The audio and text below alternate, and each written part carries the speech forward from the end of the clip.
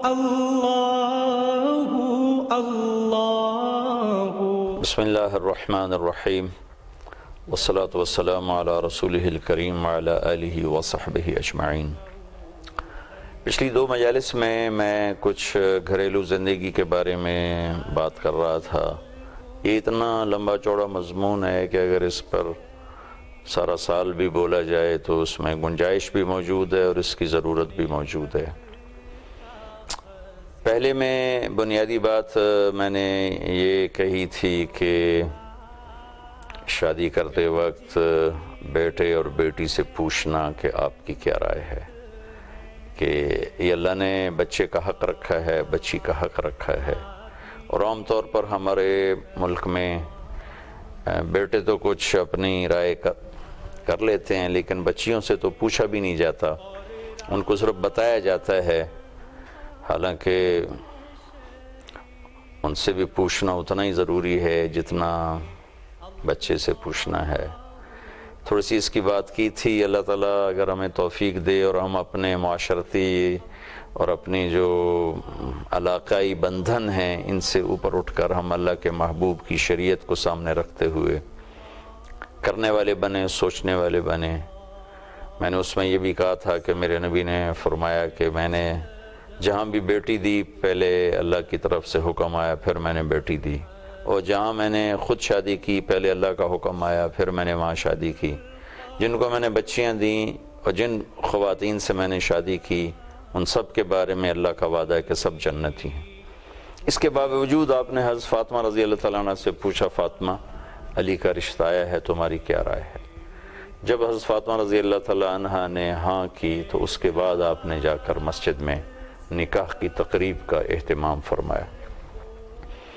دوسری مجلس میں نے میاں بیوی کے بنیادی رشتہ بتایا تھا کہ میاں بیوی کا رشتہ اتنا بڑا رشتہ ہے کہ سارے رشتے اس سے جڑے بھی ہوئے ہیں اور جنم بھی لیتے ہیں، اور کسی بھی رشتہ کی وجہ سے اس رشتے کو نہ ٹوٹنا چاہیے نہ کمزور پڑنا چاہیے۔ اور ہمارا جو معاشرتی ماحول ہے اس میں یہ 2 رشتے کبھی لڑکے کے ماں باپ کی وجہ سے تباہ ہو رہے ہیں، کبھی لڑکی کے والدین کی وجہ سے تباہ ہو رہے ہیں، کبھی لڑکے کے بھائی بہنوں کی وجہ سے تباہ ہو رہے ہیں، کبھی لڑکی کے رشتہ دار بھائی بہنوں کی وجہ سے تباہ ہو رہے ہیں، اور کبھی آپس میں بد اخلاقی کی وجہ سے تباہ ہو رہے ہیں۔ یہ 3 بڑے مین فیکٹرز ہیں کہ بچے کے ماں باپ، بچی کے ماں باپ، خود خامد اور بیوی کا اپنا غلط رویہ، اس نے ہماری گھریلو زندگی کو بہت ہی زیادہ خراب کیا ہوا ہے۔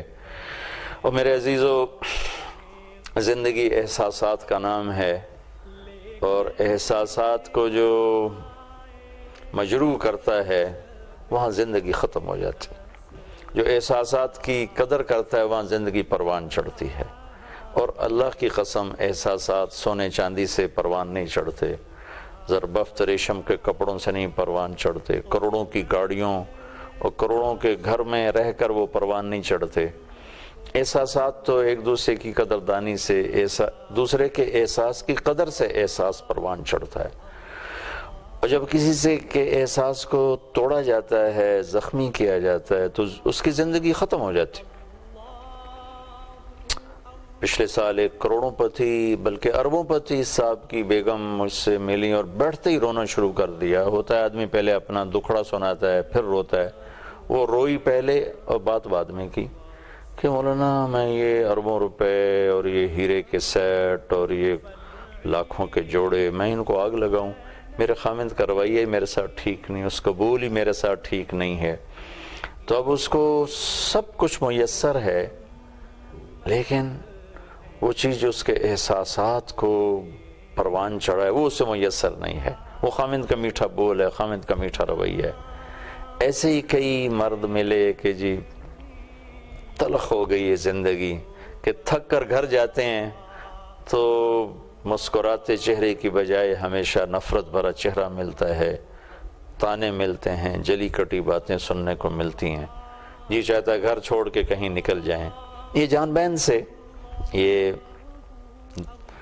دیکھنے میں آ رہا ہے، ہو بھی رہا ہے۔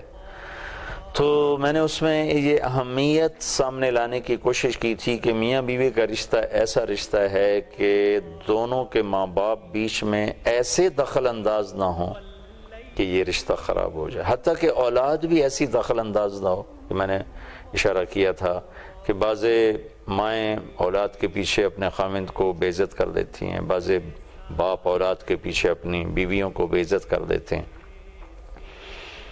سلیم رضی اللہ تعالیٰ عنہ کے خامند ابو طلحہ رضی اللہ تعالیٰ عنہ سفر میں تھے، جس دن وہ واپس آ رہے تھے اسی دن حضرت سلیم کا بچہ بیمار تھا، انتقال کر گیا۔ تو شام کو ابو طلحہ پہنچے تو انہوں نے بچے کو اندر لٹا دیا اور اوپر چادر ڈال دی۔ ابو طلحہ رضی اللہ تعالیٰ عنہ تشریف لائے تو انہوں نے پوچھا بچے کا کیا حال ہے؟ کہا ہدا کا مطلب انہوں نے لیا مر گیا ہے، اور ایک مطلب ہدا کا ہے کہ وہ سکون میں ہے۔ تو انہوں نے سمجھا سکون میں ہے، انہوں نے اس سے مراد لیا تھا کہ بس زندگی ختم ہو گئی ہے۔ وہ مطمئن ہو گئے، رات آرام سے گزاری، صبح اٹھ کے ان کو بتایا کہ آپ کا بیٹے کا انتقال ہو گیا۔ تو حیران ہو گئے، اللہ کی بندی مجھے رات کیوں نہیں بتایا؟ کہ رات آپ سفر سے آئے تھے، آپ تھکے ہوئے تھے، تو مجھے خیال ہے اگر میں نے آپ کو بتایا تو آپ کی یہ رات بھی ساری مشقت میں گزر جائے گی۔ تو اس خاتون کو سلام ہے جس نے اپنے خاوند کے تعلق میں بچے کو بھی داخل نہیں ہونے دیا جبکہ بچہ انتقال کر چکا ہے۔ اتنا ضبط، اگرچہ یہ آج نہیں ہو سکتا، ان کو نبی کی صحبت حاصل تھی، اتنا تو ہو سکتا ہے کہ ہم بچوں کے لیے آپس میں نہ الجھ جائیں، آپس میں نہ متنافر ہو جائیں، اور ایک دوسرے کی رعایت اتنی ضروری رکھی ہے۔ میرے نبی پاک صلی اللہ علیہ وسلم کا فرمان ہے، جب تم میں کوئی شخص دیر سے واپس لوٹے تو گھر نہ جائے، باہر کہیں سو جائے تاکہ اس کے گھر والوں کی نیند خراب نہ ہو۔ اگرچہ آج یہ مسئلہ نہیں ہے، ہم ٹیلی فون پہ اطلاع کر دیتے ہیں ہم پہنچ گئے ہیں، ہم آ رہے ہیں، گھر والے انتظار میں ہوتے ہیں۔ وہاں تو ایسا تھا کہ کوئی وسیلہ ہی نہیں بتانے کا کب پہنچنا ہے، تو اگر اچانک رات کو پہنچیں تو گھر والوں کو تکلیف ہوگی، بچے اٹھیں گے، بیوی اٹھے گی، ماں اٹھے گی۔ تو میں قربان جاؤں اللہ کے محبوب کے خوبصورت طریقوں پر کہ آپ نے فرمایا کہ اگر دیر ہو جائے، شام ہو جائے تو گھر نہ جاؤ، رات کہیں باہر سو جاؤ۔ ساری زندگی ہمارے نبی پاک صلی اللہ علیہ وسلم کا یہ معمول تھا کہ آپ جب سفر سے واپس آتے تھے تو ذوالحلیفہ میں آ کے ٹھہر جاتے تھے، رات وہاں قیام فرماتے، صبح اپنے گھر تشریف لے جاتے تھے۔ اور آپ کی عادت مبارکہ تھی جب آپ مسجد سے گھر تشریف لاتے اور دیر ہو چکی ہوتی تھی تو آپ کی عادت تھی سلام کرنے کی، تو جب آپ گھر میں داخل ہوتے تو اتنی آواز میں سلام کہتے کہ جاگنے والا سن لیتا اور سونے والے کی آنکھ نہیں کھلتی تھی۔ یہ رعایت ہمیں اللہ کے نبی نے سکھائی ہے، اللہ کے نبی نے بتلائی ہے۔ تو یہ رشتہ اس وقت بہت کمزور ہو چکا ہے، اور جب کسی گھر کی بنیاد ہل جائے تو ساری عمارت اوپر دراڑیں پڑ جاتی۔ تو میاں بیوی کا رشتہ ایک بنیاد ہے، اگر اس میں دراڑ پڑے گی تو پوری عمارت ہل کے رہ جائے گی۔ اللہ اللہ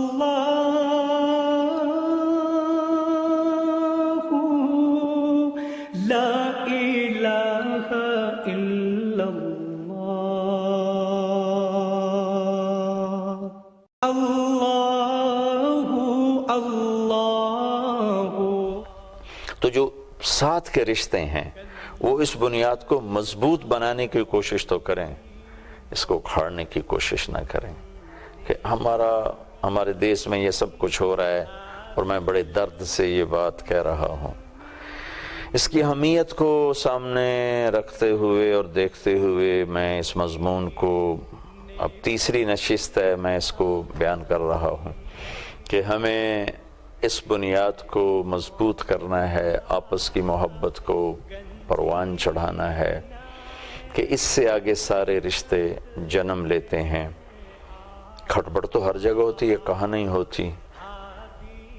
جب کوئی کھٹپٹ ہو تو آج کل کیا ہوتا ہے کہ بچے کے والدین اپنے بیٹے کی سائیڈ لیتے ہیں، بچی کے والدین اپنی بیٹی کی سائیڈ لیتے ہیں، ادھر سے وہ بھڑکاتے ہیں، ادھر سے وہ بھڑکاتے ہیں، کبھی ناراضگیاں ہو کے سالوں بچی گھر بیٹھی ہے، لینے والے کہہ رہے ہیں آوے گی تو تاں آپے آوے، اسی نہیں لین جانا، وہ کہہ رہے ہیں لینے آئیں گے تو ہم بھیجیں گے، ہم نے نہیں بھیجنا۔ حالانکہ اس وقت بڑوں کا کردار ہے کہ اس معاملے کو سلجھایا جائے، نہ کہ الجھایا جائے۔ میرے نبی پاک صلی اللہ تعالی علیہ وسلم نے کیا کردار ادا کیا سسر بن کے۔ میں بڑے دکھ کے ساتھ یہ بات کہہ رہا ہوں، ایک عورت جب ماں ہوتی ہے تو سراپا محبت ہوتی، جب وہ ساس بنتی ہے تو اس میں آگ بھر جاتی ہے۔ ایک مرد جب باپ ہوتا ہے تو سراپا شفقت ہوتا ہے، جب وہ سسر بن جاتا ہے تو سراپا تنقید بن جاتا ہے۔ اللہ کرے یہ چیز ہم میں سے ختم ہو جائے۔ اب اپنی بیٹی حضرت فاطمہ رضی اللہ تعالیٰ عنہ جو آپ کے جگر کا ٹکڑا کا، فاطمہ میرے جگر کا ٹکڑا ہے، اور ایک دفعہ آپ نے کہا فاطمہ تو اور میں اور دونوں بچے کھیل رہے تھے، کہا یہ دونوں بچے اور حضرت علی سوئے ہوئے تھے اور یہ جو سویا ہوا ہے، کہا فاطمہ تو اور میں اور یہ دونوں بچے اور یہ جو سویا ہوا ہے یعنی حضرت علی، ہم آخرت میں پانچوں کے پانچوں ایک ہی جگہ پر ہوں گے، اکٹھے ہوں گے۔ اتنے بڑے درجات بتلائے، لیکن یہ دنیا ہے، یہاں کھٹپٹ تو ہوتی ہے۔ آپ تشریف لائے تو حضرت فاطمہ رضی اللہ تعالیٰ عنہ غمگین بیٹھی، آپ نے فرمایا بیٹی کیا ہوا؟ کہا یا رسول اللہ میرا اور علی کا جھگڑا ہو گیا۔ تو سبحان اللہ، آپ نے کہا علی کہاں ہے؟ کہا جی باہر نکل گیا۔ تو آپ فوراً نکلے خود ان کی تلاش میں، مسجد میں پہنچے تو آپ مسجد میں لیٹے ہوئے تھے، کمر پہ مٹی لگی تھی، تو آپ قریب آ کر بیٹھے ہو، کہا قم یا ابا تراب، اے ابو تراب اٹھو۔ ابو تراب میں اشارہ تھا کہ علی میاں بیوی میں جھگڑے ہوتی رہتے ہیں، تیری میری محبت ویسے ہی ہے جیسے پہلے تھی۔ یہ ابو تراب آپ کو ٹائٹل ملا، اور آپ فرمایا کرتے تھے جناب حضرت علی رضی اللہ تعالیٰ عنہ کو پوری دنیا کے ملنے سے زیادہ محبوب ہے میرے نبی سے مجھے یہ لقب ملنا ابو تراب۔ آپ نے حضرت علی کا ہاتھ پکڑا، گھر میں تشریف لائے، چونکہ چھوٹی عمر تھی، حضرت فاطمہ رضی اللہ تعالیٰ عنہ کی عمر کوئی 15 سال تھی جب ان کی شادی ہوئی، حضرت علی رضی اللہ تعالیٰ عنہ کی عمر 21.5 سال تھی جب ان کی شادی ہوئی۔ تو اب ایسے درمیان میں لیٹے، ادھر حضرت علی کو لٹایا، ادھر حضرت فاطمہ کو لٹایا، حضرت علی کا ہاتھ اپنے ناف پہ رکھا، اس کے اوپر حضرت فاطمہ کا ہاتھ رکھا، اس کے اوپر اپنا ہاتھ رکھا، پھر کہا اب تم دونوں مجھ سے کہو ہماری صلح ہو گئی۔ تو دونوں سے کہلوایا کہ ہماری صلح ہو گئی۔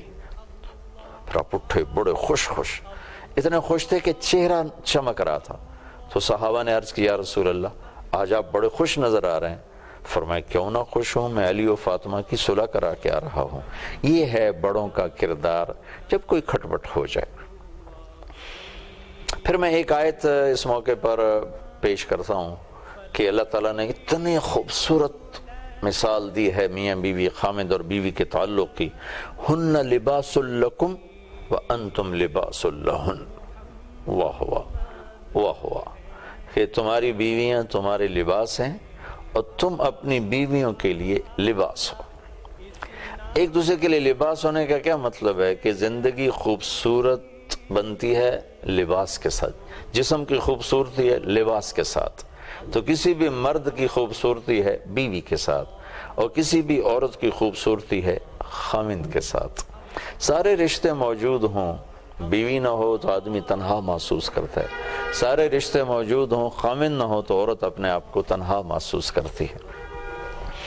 تو مرد کی زینت اس کی بیوی ہے، اور بیوی کے لیے زینت اس کا خاوند ہے، کہ لباس سے زینت اور خوبصورتی ملتی ہے۔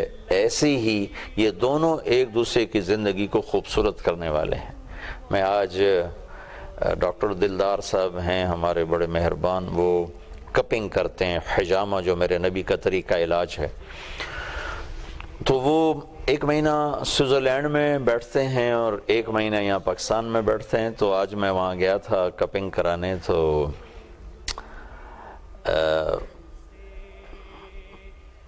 مجھ سے کہنے لگے کہ آپ کو پتہ ہے کہ خودکشی کا سب سے بڑا ریٹ جاپان کے بعد سوئٹزرلینڈ ہے۔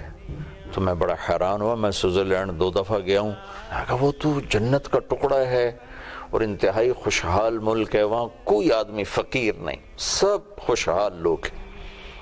فقیر ہے ہی کوئی نہیں وہاں. میں نے کہا وہ لوگ کیوں خودکشی کرتے ہیں؟ تو مجھ سے فرمانے لگے کہ جی تنہائی ہے، تنہائی، اکیلا پن، کہ لڑکی کو خامن نہیں ملتا، لڑکے کو بیوی نہیں ملتی، اولاد کو ماں باپ نہیں ملتے، ماں باپ کو اولاد نہیں ملتی. تو تنہا زندگی ہے. اس تنہا زندگی کی وجہ سے، اور انسان تو تنہا رہ ہی نہیں سکتا، جانور تنہا نہیں رہ سکتا تو انسان کیسے؟ تو تنہائی ان کو کھاتی ہے اور پھر وہ خودکشیاں کرنے پر آتے ہیں. تو انسانی زندگی میں سب سے حسین رشتہ، سب سے حسین تعلق وہ خامند اور بیوی کا ہے، جس کو اللہ نے اس مثال سے سمجھایا، ہن لباس لکم وانتم لباس لہن. وہ تمہارا لباس ہے. مثلا ایک آدمی لباس کے بغیر ہو، کتنا ہی خوبصورت ہو، وہ بدصورت ہو جائے گا. اور لباس پہنا ہوا ہو تو کتنا ہی بدصورت ہو، وہ خوبصورت نظر آتا. تو ہم ایک دوسرے کے لیے زیب و زینت ہیں. ایک مطلب تو یہ ہے کہ بیوی خامند کی زینت ہے، خامند بیوی کی زینت. دوسرا، ہن لباس لکم وانتم لباس لہن.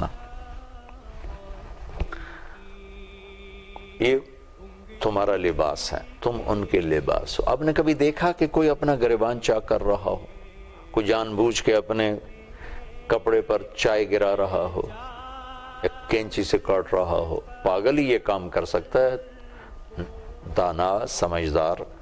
وہ تو کھانا کھاتے ہو آپ دیکھتے نہیں، وہ نیپکن رکھتے ہیں کہ بھئی کوئی وہ نہ گر پڑے، کوئی سالن کا قطرہ، کوئی روٹی کا ذرہ، کوئی ہڈی بوٹی میرے کپڑے کو داغدار نہ کر دے. اور کبھی غلطی سے کوئی داغ لگ جائے تو فوراً ہم دھونے کی کوشش کرتے ہیں. پھر ہم اپنے کپڑوں کے لیے الماریاں بنواتے ہیں، پھر ان کے لیے ہینگر بنواتے ہیں کہ اس میں سلوٹ نہ پڑے، شکن نہ پڑے، پریس کرواتے ہیں، پھر اس پر ڈیزائننگ کرتے ہیں. کیا کیا لاکھوں روپے کا ایک ایک جوڑا تیار ہو رہا ہے. تو دوسرا اشارہ اس میں یہ ہے کہ جیسے ایک مرد اپنے لباس کی حفاظت کرتا ہے تو بیوی تیرا لباس ہے، اس کی حفاظت کر. اور جیسے ایک عورت اپنے لباس کی حفاظت کرتی ہے تو خامن تیرا لباس ہے، اس کی حفاظت کر. اس کو داغدار ہونے سے بچا، اس کو کٹنے سے بچا، اس کو پھٹنے سے بچا. تو کرتے کے داغ تو یہ سالن ہے، چائے ہے، دنیا کے کینچی ہے کاٹنے کے لیے.